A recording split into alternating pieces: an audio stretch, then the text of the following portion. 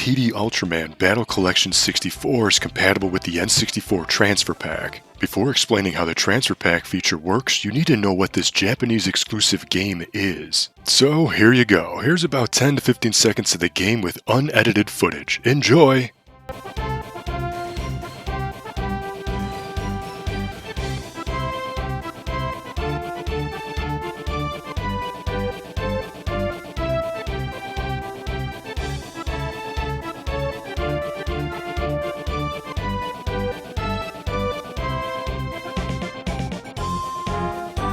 Yeah, so in other words, PD Ultraman 64 is barely even a game because nothing happens. I guess if I had to summarize it quickly, this is a bad console version of a Tamagotchi, only more boring, confusing, and with muddier N64 visuals. When starting a new game, you're given your beginner Ultraman virtual pet and then he just hangs out near a beach. Eventually, aliens will invade and you need to defend this grassy knoll with what might be the slowest turn-based battles of all time. In between these battles, you can occasionally tell your Ultraman virtual pet to do stuff like look around, train, play, or keep being painfully boring and stupid. Okay, so how does the Transfer Pak come into play? Well, if you tell your Ultraman digital pet to walk to the tower on the north side of the landscape, the player gains access to the Transfer Pak option indicated by the only English letters on the screen, GB for Game Boy. The cool part is, when any Game Boy cartridge is inserted, the game is supposed to generate a random monster to join your squad in which you can level up and protect that grassy beach area from the slowly invading monsters.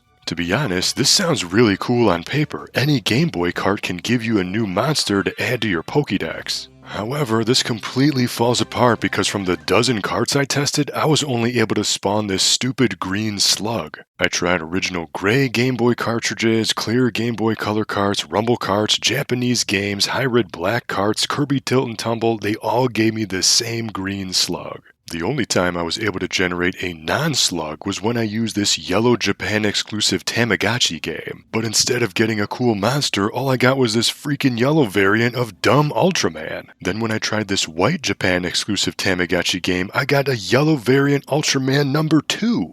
What the f***?